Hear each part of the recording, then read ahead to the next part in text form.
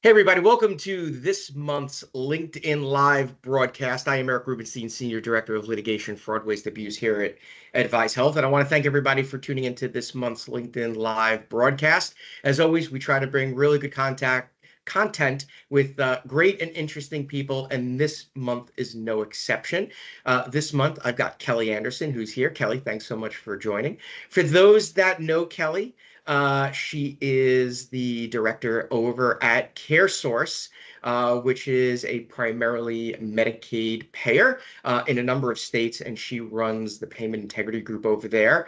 And we happen to be a vendor for CareSource and are doing a lot for the payment integrity team over there. And so we've gotten to know Kelly and her team very well over the past couple of years. So, Kelly, I want to turn it over to you. Who is Kelly Anderson? What do you do? Where'd you come from? And what's your important piece of this puzzle? All right. Well, thank you, Eric. So good to talk to folks, and thanks for having me. So I have been in the industry for over 35 years. The healthcare industry was a passion of mine from the beginning and started out in the blues, kind of working everywhere in the blues for a good portion of the career. Nonprofit for most of the career. And then I left blues primarily to go to a for-profit company and wanted to experience something a little bit different, and then returned to healthcare back in the trenches of payment integrity for probably the last 15 years. And worked from nonprofits to for-profit privates to for-profit public, and now ended back up into CareSource as a VP of Program Integrity, the SIU, and all of our payment integrity medical record review functions at CareSource. And lots of learning in my career over the last 35 years. And one of the big drivers of why CareSource thought I was going to be done after I left the big national that I worked for, but CareSource came a calling and really wanted to finish my career in a mission-driven organization that truly put the members, the sickest of the sick, first in every decision and every dollar spent. And that was very important to me. I wanted to do and have a purpose-driven career that really took care of people. And at CareSource, I was given that and provided that opportunity for the last 3 years to lead this area at CareSource, along with a whole lot of like-minded people. And as Eric mentioned, we're Medicaid primarily, but in a growth mode right now. And they were also looking for some experience from folks, experience that I had to bring an organization from maybe the old way of doing things, and modernize and optimize to get us to a position where we can compete with the big nationals, and that's what we're doing. And so it's been such a joy and a blessing, and I'm so grateful for the opportunity for CareSource to be able to leverage my skills and get us to where we need to be. And really drive value for our Medicaid markets, while at the same time protecting those dollars of those taxpayers, and most importantly, helping those members, have the best life that they can. So let's talk a little bit about CareSource's growth, because that becomes an important piece of this puzzle. When you came 3 years ago, CareSource was not in the growth that it's had in the past 3 years, right? So how many states are you in right now?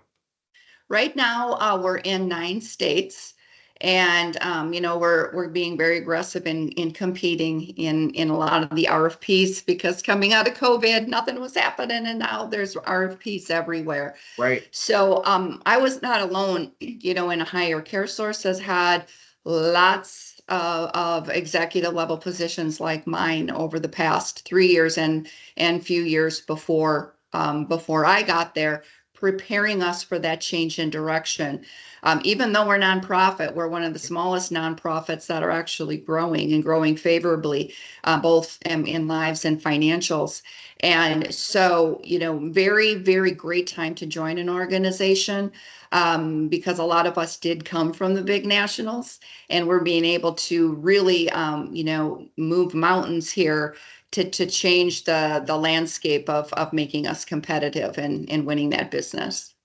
Yeah, and we're super excited to be part of that growth with CareSource and supporting the payment integrity team and in a combination of things. But let's talk a little bit about that with that growth, right? You came from prior to being at CareSource, you were at a behemoth of a payment integrity organization, and Mhm. that obviously, that was a well-oiled machine, and now you're coming to a place where there may have been some stagnance there, people had been there a long time, and you're coming in with new ideas, a new perspective on things. For those that don't know, CareSource is based out of Dayton, Ohio. You're not from the local area, whereas a lot of the people are. And that presents a whole bunch of challenges. Talk about what some of those challenges when you first got there were, and where things are going. Yeah, that's a great question. I think timing is everything because we were just coming out of the pandemic and everybody was at home. But prior to the pandemic, CareSource in Dayton, Ohio was pretty much, the 4,500 employees were in that Dayton area. A big presence in Dayton for CareSource and a very regional player. And so, hiring work from home folks at a leadership level was very new to CareSource, even like I said, even a couple of years before me. So a lot of leaders coming in are work from home. And it was an interesting dynamic for me because I was in office.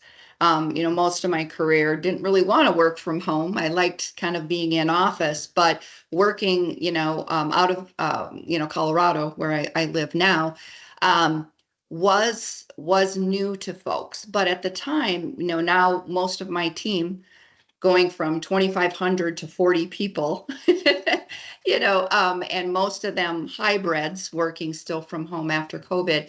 It was a little bit easier transition. And not saying it's perfect, but I think from that challenge, I think we're still working through it for folks because to be highly effective with a work from home, team, like I had at my previous jobs, you got to have good metrics, you got to have measurable processes, all of those things need to align. So, like you said, when I came in, not only working from home, but kind of modernizing and kind of starting over in terms of building this team because when you work in a regional setting, nonprofit, small group of people, they've all been here with tenure greater than 10 years. Everybody grew up at CareSource. Nobody measured anything. Wasn't really well documented in processes. A lot of change management challenges, right, to bring them along. We had a vision. I had a vision when I started and actually took 3 years to actually have that vision come to fruition. Um, People were ready for it. They were ready for the change. They were up for the change, but you're not just giving direction, you're supporting and you're teaching. So I was more in a teaching, coaching, mentoring situation with folks, to say this is why we're doing it. This is where you fit and this is why it matters, why we're doing the things that we're doing. And you have a couple people self-select along the way, but for the most part, the team came alongside me and we've had nothing but upward trends in every category that we measure, from ROI to preventive savings to recoveries to you name it. We've just really had some stellar leaps and bounds just by implementing, things that were very common to me, but very foreign to a little company that just didn't have that exposure. I think the big thing was that, I mean, I have the SIU, the Special Investigations Unit, and they were primarily pay and chase. They didn't have a prepay footprint. And everybody know, well, maybe everybody doesn't know this, but getting ahead of fraud, shifting left, getting to prepay, strong provider ed, that's going to prevent the fraud from happening. And that was a concept that was foreign that we knew we needed to build out, right away, and not only internally, but to our regulators, because our regulators sometimes like those pay and chase recoveries. And we had to tell the whole story to our regulators as we evolved as an organization. And so I think that the big thing there was, with me not being there, not an issue because I'm available. I'm a very I'm available, always online, helping people try, to navigate all of this change. But just shifting the entire direction of how we think about how we investigate, is always going to be an ongoing thing. And so people, process, technology, basic thing when you come in as a leader, I evaluated the situation. Do we have the right technology? Are my investigators and the team trained appropriately? And is everything documented, and are we measuring? And it was kind of no, no, no kind of thing. It was, so it was a labor of love for me, to help these folks, because I could immediately hit the ground running, leveraging the 35 years of experience that I had, and a really great group of people that wanted to be the best and best in class. Right. And so, yeah, that's Yeah, and kind of, we've gotten some great opportunities, obviously, from working with your team. We've gotten to know them very well from our on-site trainings and our process improvement work and our quarterly trainings. And they are one of the most engaged groups that we've dealt with in a long time. But you brought up something that was interesting, which is, kind of whether it's pacifying, placating, or having to deal with the regulators in 9 states. That means that you're dealing with 9 different personalities through their payment integrity directorships, right? The state Medicaid directors. And the biggest challenge that I know we see, because we deal with it as the outsourced SIU for a number of plans, and you see it now, is you've got 9 different directors at the state level, and each one is going to have a different thing that is important to them, right? We know in some states, the state does not want statistical sampling and extrapolation. They want actuals. In other states, their priority might be home health or EVV. In others, it might be transportation. In other states, it might be. Let's talk a little bit about some of those challenges that you've got to put on in a given day, 9 different hats outside of just the internal stuff, because the internal stuff you have absolute control over for the most part. The external stuff you have no control over, and you've got 9 different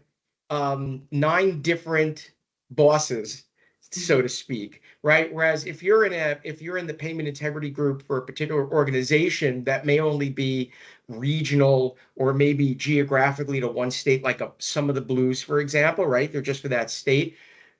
Versus where you are, where it's 9 states and growing, and the success in those 9 states helps to parlay success in other states. How do you deal with all those personalities? Yeah, great question. Well, I set up a structure that helps with that. And I think that's kind of the first thing. And I have I'll talk a little bit about structure. I have a payment integrity medical records audit team, which I hope we can get to, talking a little bit about that. I have an SIU. I have a data analytics team, and then I have a compliance team. Not a big team, but very, very powerful. So part of my internal controls and compliance team helps us with what you just described. So I have market leader, manager, investigators over the markets, right? And so they're boots on the ground with each market team internally and meeting with regulators. And I sit on those quarterly meetings and I listen in.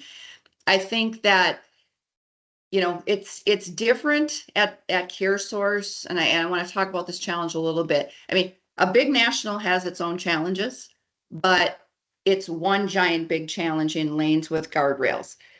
At a smaller company, you have no guardrails. It's like you have to know soup to nuts on how to run those businesses, and then in 9 states. And, regulatory, delivering all of those good things. And what we try to do, and I try to help my team think about strategically, is thinking ahead, knowing the external environment.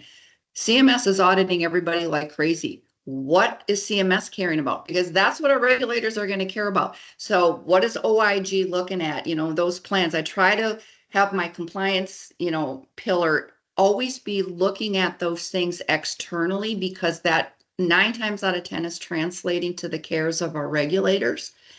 And the beauty of that is when we know what our risk plan is, we can target those risks by state with our cool new AI ML tools. And if Ohio cares about home health and T1019s, I can build models targeting that. If, if Indiana wants something else, I can target that. So I try to target my people, process, and technologies with that umbrella of what's those external, internal landscapes we're hearing about. And some of it is just like, okay, well, what makes sense? What common sense things can we apply? And then I think the one thing is that you just got to execute. I mean, if you're going in front of your regulators quarterly or monthly, and our reports are always 100% accurate, they're on time, we're always upward trending in every category, then you have some wiggle room if you miss something, right? Because your basic blocking and tackling in those areas, you have to be good at. And then because quite frankly, I don't hear from a lot of folks because we're really good at those foundational things. And I can look at, Arkansas and go, you know what, target Arkansas lead generators. We only had one, we need to be at 5 because last quarter we were at whatever. We're trying to go up by 1 every type of report so we can show that our performance is moving up and every one of those states are important to us. So that's kind of how I think about it. It sounds also a little bit like, when you talked about having people boots on the ground in the different areas and having people that are the leads. It sounds also like a lot of this is being able to abdicate the throne a little bit and make a decision that you've got to give the trust of someone else on the day-to-day. So while you're intrinsically involved in these quarterly meetings, those day-to-day conversations that may transpire, you have to be able to, as Kenny Rogers says, you have to know when to hold them and when to fold them, right? Right. You have to know when to give some of that responsibility to people who are ready for that responsibility. And I'm assuming through the 3 years you've been here, you've been obviously in a position where you've learned the personalities of the people, you learned what the strengths are, and you've been able to put those people in those positions who can say, yes, I'm comfortable sitting and talking with the director of that Medicaid plan, for the state plan, on your behalf, and being the voice of Kelly Anderson and then CareSource. And that's sometimes a difficult task, right? Because you're a hands-on, and I see this from personally working with you all, you're a hands-on leader, but the challenge, I think, is creating that line between a hands-on leader and a micromanager, and finding that line. Has that, over the years, obviously you've crafted how your personality, 35 years of this, and so what are some of those things that makes you realize, like, how do you define for yourself, you can't be a micromanager and be successful, and you only learn that from experience, right? Yeah, no, you're absolutely right. And you talk to my team and they probably think, yeah, I was absolutely micromanaging. But when you come into a new area, you got to go deep and understand, right? And understand to be able to make strategic decisions. I'll give you an example. When I started, we were going down a path with a vendor on a fraud tool that was not a good choice. And so I had to go deep, learn that, get rid of that vendor, and then go back to the drawing board and advocate for another capital project to get the right tool for us to enable that growth with the team that we had. So that's kind of one example. And so I feel like I'm coming out of the weeds, but you might have to talk to my leaders about that, because if I can look at a dashboard, a couple times a week, and I can see where we're going, then I don't need to ask questions. But I didn't have that for, 2.5 years. I didn't have good data to report on. I didn't have a good fraud tool. Our processes weren't documented. Well, now I can measure. So now I can come up out of the weeds, and now I can really start to get strategic. What I want to do, and now my managers have the tools to do that. So completely trust them. And I just look at numbers and then I continue to ask questions. So it's getting easier from an operational acumen perspective for everybody now that all the pieces are in place. I feel in my role now I need to get to that regulator spot and start to influence more at the state level. And one of the big things that I'll just give you as an example of where I want to move to that I haven't had time to do yet is stand downs, right? Working with Mafuku and OIG on stand downs where we're watching dollars go out the door, ka-ching, ka-ching, ka-ching, ka-ching. And it's like, no, Yeah. we need to think about stand downs differently. And I want to be in a position to be able to influence that. Let's put them in prepay. Let's slow down the Right. revenue cycle. It's not going to hurt your case. We're going to give you, those types of things that I think we could help change the industry is where, moving to that thought leadership is where I want to get to. And I really feel we're going to get there. By the end of the year, our tool will be stabilized and everything is firing. Growth is, we're implementing, new states as we go. And everybody's now firing on all pistons. So I'm really excited to be able to kind of get to that more thought leader position. And it's interesting because you talk about stand downs and we deal with them frequently. And it is, for those that don't know what a stand down is, basically it's when you've had a case that you believe has a credible allegation of fraud and you present it to the state for action, and the state tells the plan to stand down from any work that they're doing, right? Basically, the state takes over, whether it be Mafuku or someone else.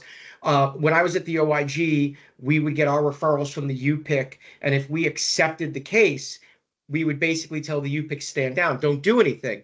And then the problem is that while you're conducting your investigation, the plan has to continue to pay those claims. And then the downside is some period down the line, somebody makes the decision, this is not an actionable case, go ahead.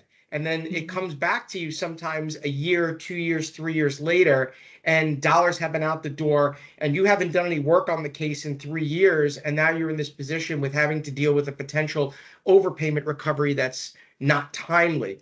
And that is a huge challenge. And so I appreciate you calling that out because that becomes an important piece of the metric, is that from an ROI, whether you want to talk about tangible ROI and intangible ROI, and we've talked a lot about with you on this topic offline, and you get it in ways that a lot of other payment integrity people don't, is that there are tangible and intangible ROIs that you have to take into account. But the stand down becomes a bane of everyone's existence in payment integrity because dollars are going out the door for something that you in your heart believe is fraudulent, or is the result of fraud, waste, abuse, or some malfeasance. And so you've got to deal with that. But it is something that takes some time to be able to kind of hone and shape, and it becomes part of that conversation. So while we're kind of on that topic, because then that also requires some leadership buy-in, and you come in as the new kid in town. And while you come in with 35 years of doing this and obviously a proven track record, and your leadership trusting that you're going to be able to do this job, but we are talking about the challenges of the new kid on the block and trying to make inroads and not be seen as the micromanager. And one of the things that I think becomes one of the most frustrating things is when you come in and try to do something and your staff tells you directly or indirectly, well, this is the way we always did it. And I don't like war stories from the OIG or garbage, but one of the things that I always thought was interesting was when we would have somebody come in from another agency, particularly one that didn't do healthcare fraud investigations as their primary job, which is HHS OIG. But we would have people that would transfer in from other agencies as agents, and they would say, well, when I was at such and such a place, and I was a mentor for a lot of agents, and I would say, that's great, but I don't think anybody cares about how you did something in another organization, because that's not what we're doing here. How do you overcome some of those challenges, particularly as the new kid on the block? Yeah, and that kind of goes back to change management, right? I mean, you can come in and say, ask a lot of questions, and I did. It drove my team crazy with why do we do this? Because we always, okay, but why? And then kind of just keep asking questions, because the light bulb always went on Oh, yeah. You know, and so it's really seeking to understand where they're coming from and then having them realize that, oh, okay, yeah, it makes sense that we collect on records never received, you know. I mean, things like that. So it's just, you know, being patient because it does take time. Like I never thought it would take me 3 years to get to where we were today. I thought, you know, when I was hired, my COO, who I reported to at the time, gave me the liberty to say, do what you need to do, because nobody knows what they do. So I had that freedom to do that. So, you know, and again, you know, the greatest team ever, because that historical knowledge is very important and shouldn't be discounted. You have to understand the whys and why it made sense back then. Is because we were a nonprofit in Dayton. Well, now we're a national player, and does that make sense now? Oh, it doesn't make sense now.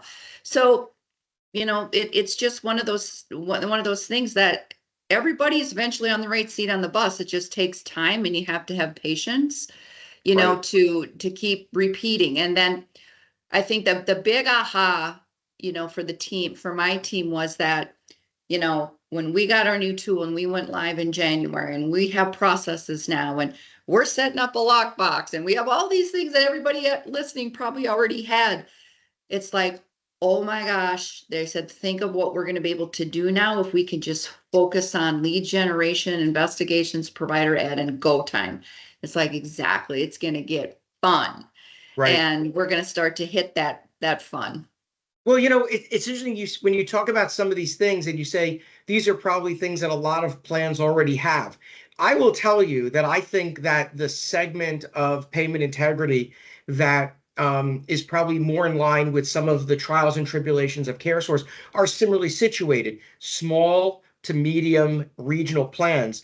For a period of time, I was on a CMS contract that that dealt with having partners come in and sharing data and being members Mhm. of this kind of consortium that was a CMS funded organization. And one of my roles was to liaison and interface with the partners of this organization that CMS was funding. And most of the organizations that I dealt with were very similar to CareSource, Mhm. small to medium groups who really had a lot of challenges. I would always say that some of these smaller plans, the compliance officer is the director of the SIU, and at the end of the Yeah. day, they're turning out the lights, throwing out the garbage, and vacuuming the rugs because it's a small organization and people wear multiple hats. You're, I think, in a place right now at CareSource where as you grow, the number of hats that Kelly Anderson's going to wear will be fewer and fewer, right? Because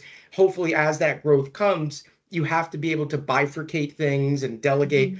But I don't think that I don't think that some of the things that you're bringing in, things like a lockbox and some of these processes that are out there, and you talked about three things, and I wrote a note because I really liked it, is people, process, and technology. You're talking about big plan kind of aspirations that you're trying to bring, in. And, we say a lot of times here at Advise, we have the big four methodology without the big four price tag. And that's kind of what you're Mhm. thinking is like Mhm. bringing in the behemoth plan mentality without the behemoth plan ability, right? So it's working within those things. But I do think that the things that you saw at CareSource when you first got there and the things that you're seeing continuing as you grow are probably more commonplace to the smaller plans. But what you're doing is you're trying to find it's sort of an economy of scale, right? It's Mhm. how to Mhm. deal with the things that you need within CareSource's smaller footprint versus the Bucas of the world and things of that sort. Well, right. And I think, you know, our leadership, our senior leadership with Earhart and the C-suite, they see that. And so they know that we have to be able to compete at a national level. So regardless if we're 1/1000th the size of a big national, we have to be able to deliver the same level and better. So as you know, we're competing in RFPs, you know, that's where I said, hey, I want the best AI ML tool out there. Here's why I need it. C-suite. And what's interesting is, and I know you've recently won some new state work. And I know, we've been helping with some of that back end work you're doing through your SIU. But what is interesting is that you're winning that state work and you're winning it against the behemoth national payers. And that really is a testament because part of winning that work, it's not just who's standing behind Kelly Anderson, but it's Kelly Anderson. Because when you're winning this work from a from an overall plan, right? When you become a player in a state care source, a lot of that is going to intrinsically involve what is care source doing to protect the members. And we talked about this before we went on to record, is you're dealing, when you're dealing with a predominantly Medicaid population of people, there's a huge number of vulnerabilities out there. And it really resonates when we talk to you about it, that it's not just about payment integrity, it's about who are you protecting as best as you can, notwithstanding the different personalities of the different state directors and the different policies and all that. Ultimately, it comes down to, when you put your head on the pillow at night, do you feel like you're doing the best that you can for that population of people who have chosen to take CareSource as their Medicaid plan? 100%. And I think that that culture and that alignment is from top to bottom. I mean, everybody knows that the member is front and center and making sure they're cared for. And again, being good stewards of state dollars in the right buckets to make sure of that. And when I need something, I can go right to the top and I can explain my case and I get it. I mean, we're empowered and we're enabled to do what's right for our members and build what we need to build, to not only just grow, but to grow in a way that's efficient and effective, and it takes care of our members. I think one of the big things that I hadn't seen in a lot of other maybe program integrity or SIUs is that when you're small like CareSource, you have the level of agility I've never experienced before. Like, I know I can go to my CFO. I know I can go to my senior VP of clinical. I know them by name. I know my medical directors. And one of the big things that we've been doing, second nature, is member harm and critical incidences. So I'm connected with quality. We meet with our case managers. We talk about critical incidents. We identify member harm, and the Mafukus love that. I mean, that's a big area of focus in everybody's risk Absolutely. plans is member harm. And we're actually seeing it and we're doing it, and Right. I've never seen that type of agility in an organization before. It's tough to do when you're in a giant, big national, to be able to be that effective where how you impacted that particular member. And it's just such a cool thing, Yeah, to be no, able to that's true. see that and everybody is on the same page here. And It's my very hope for unique. CareSource is that as you grow, that mindset doesn't change, and that you Hmm. don't have that tectonic shift. And the Yeah. one thing that I really have always appreciated from your team is that interest in ensuring that the dollars that are being stewarded appropriately. When I was at the OIG, the one thing that really drove me for my career was I always looked at healthcare fraud as predatory, right? Because you're going after the most vulnerable population of people, the Hmm. Medicare Hmm. population. And I Yeah. always thought about it as, predatory. When I Hmm. worked kickback cases, I always said, oh, that's Medicare human trafficking, right? Because you're paying for something for whatever. So it is an important piece. And I think that in the payment integrity space, no matter what you're ultimately doing, you always have to keep that in the back of your mind. Even if it's and you work for the commercials, and we do a lot of work in the commercials, that shouldn't change it. Whether it's in the commercial space, the Medicare, the Medicaid space, it's always stewarding the dollars for the people to make sure that, particularly in the Medicaid space, because the well can go dry. And what we see oftentimes is that when there is a high incidence of fraud in certain areas, sometimes the government says we're no longer going to pay it. In later years of my career at the OIG, podiatry fraud in New York State Hmm. in the Medicaid space was rampant. And at one point, New York said we're not reimbursing for Medicaid, under Medicaid for podiatry for the bulk of the things that were out there because it was just becoming so rampant. And so it becomes an important metric for Mhm. being able to grow and steward those dollars, both tangible and intangible. So Yeah. And you have to show value as a program integrity SIU. I mean, it can't be this secretive black hole, right?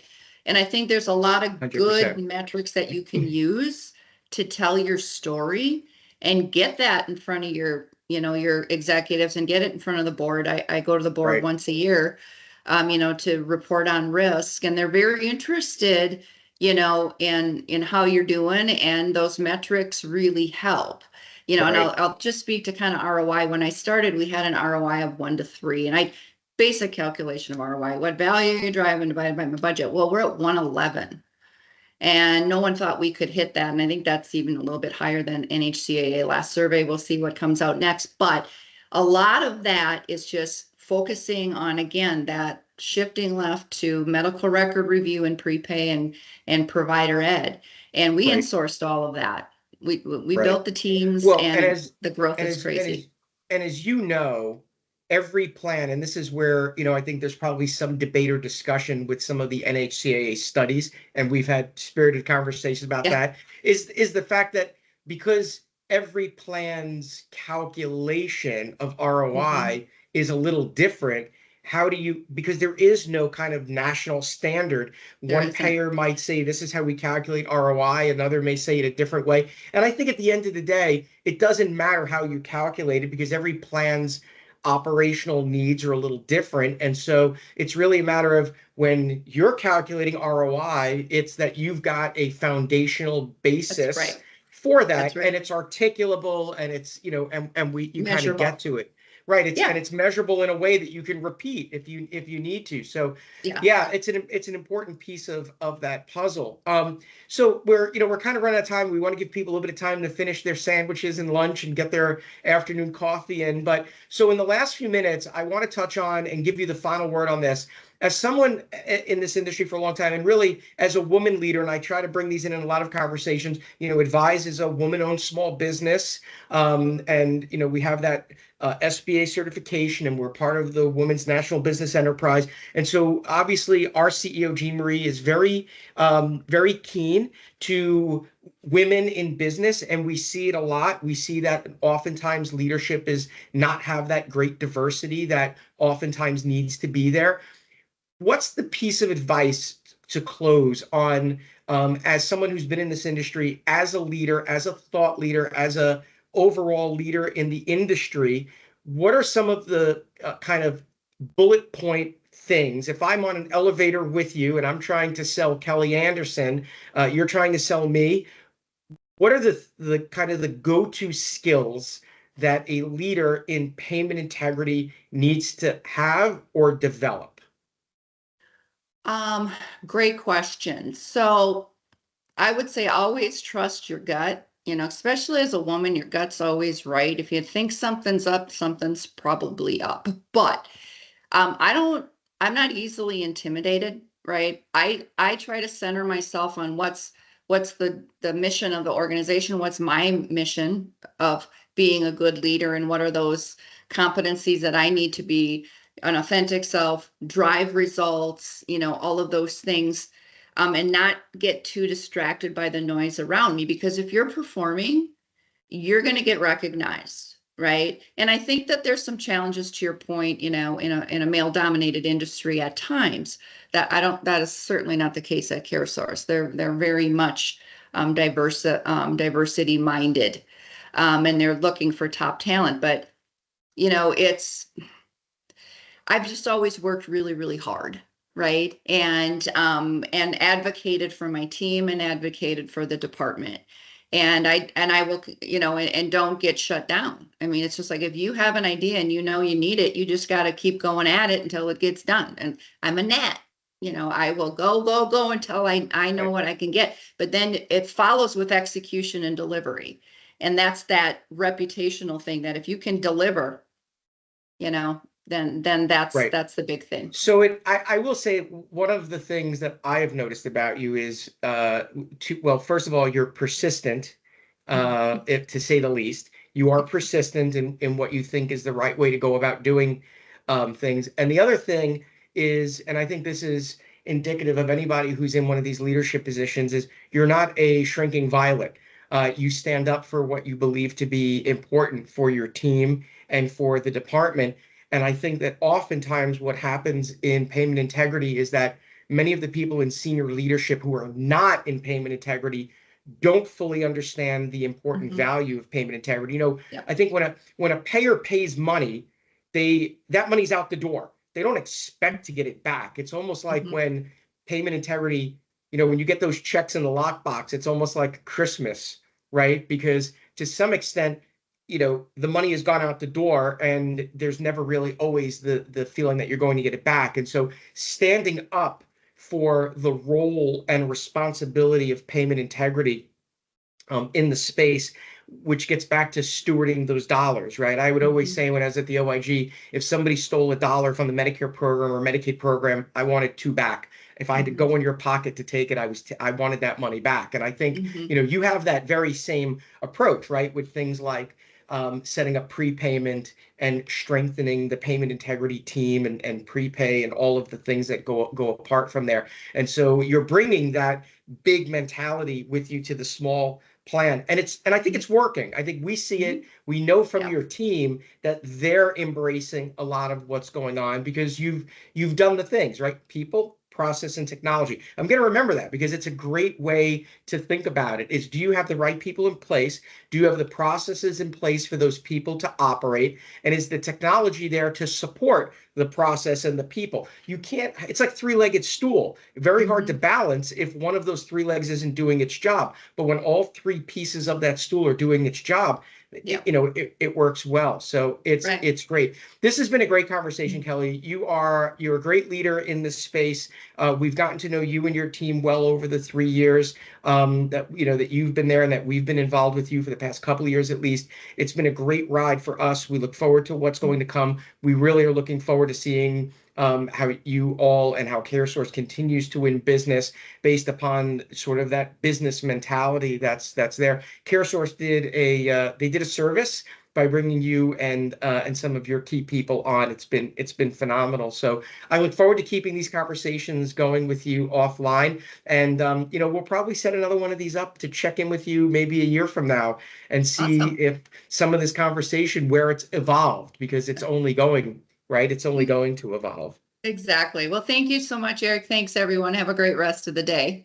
Thanks. And everybody, thanks again for tuning in to this month's LinkedIn Live with Kelly Anderson. As always, we try to bring great content. We thank everybody for tuning in. If you're not getting our newsletter, we encourage you to go up onto our website at advizehealth.com. You can sign up for our newsletter right from our website. You can get all of our historical LinkedIn Lives, all of our OIG roundtable podcasts off of our website, off of our YouTube channel, off of Spotify. So as always, we thank you. Enjoy the rest of your day. And if you're still eating lunch, enjoy the rest of your lunch break. And we'll see you on the next LinkedIn